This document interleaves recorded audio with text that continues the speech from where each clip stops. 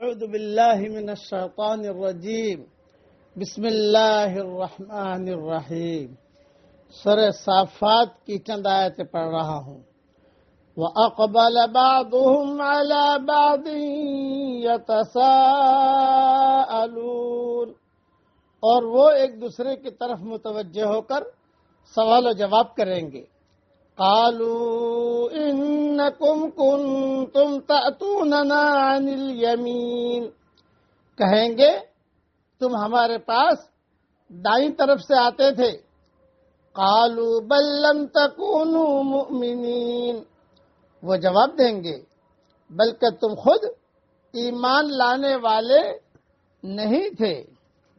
وما كان لنا عليكم من سلطان بل كنتم قوما طاغين، اور ہمارا تمہارے اوپر کوئی زور نہ تھا بلکہ تم خود ہی سرکش لوگ تھے۔ فحق علينا قول ربنا انا لذائقون،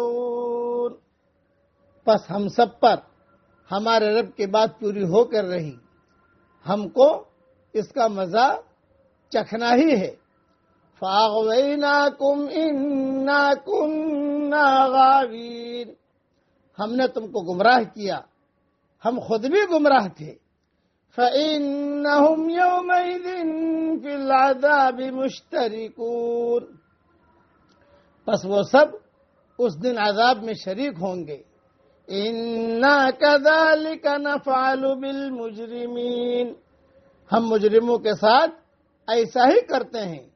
إِنَّهُمْ كَانُوا إِذَا قِيلَ لَهُمْ لَا إِلَهَ إِلَّا اللَّهُ لَا إِلَهَ إِلَّا اللَّهُ يَسْتَكْبِرُونَ، یہ وہ لوگ تھے کہ جب ان سے کہا جاتا کہ اللہ کے سوا کوئی معبود نہیں تو وہ تکبر کرتے تھے۔ مختصر تشریح سن لیجئے، یہ عوام اور لیڈروں کی گفتگو ہے۔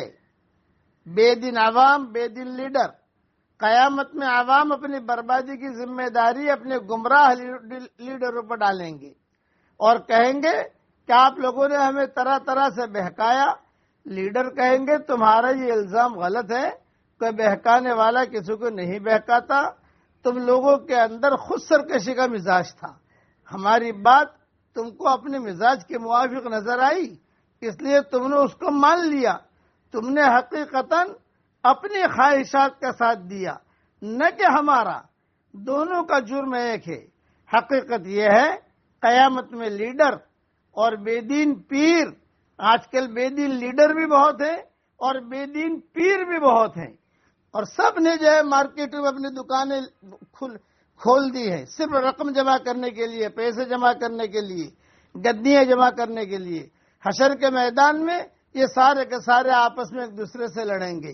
اس قسم کے مضمون قرآن شریف میں کئی جگہ آئے ہیں، ایک جگہ نہیں کئی جگہ آئے ہیں۔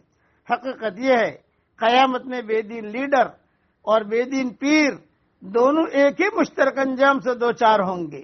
نہ لیڈر کی عظمت اس کو عذاب سے بچا سکے گی اور نہ عوام کا یہ عذر ان کو بچانے والا بنے گا کہ ہم تو بے علم تھے، ہم کو ہمارے لیڈروں نے گمراہ کیا۔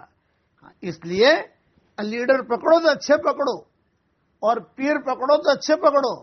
آج کل مارکیٹیں بہت کھلی ہوئی ہیں بے دینوں کی، اسی لیے میں ایک بات عرض کیا کرتا ہوں کہ مسجد میں ناچنا منع ہے، لیکن آج بے دینی کی وجہ سے جہالت ہماری مسجدوں میں ناچ رہی ہے۔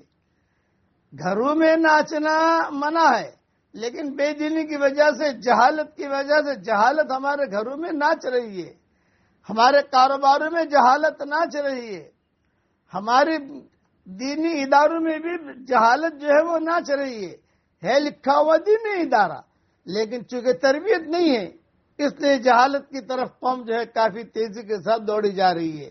اللہ تعالی ہم سب کو اپنے حقیقی معرفت نصیب فرمائے، آمین۔ وآخر دعوانا ان الحمد للہ رب العالمین۔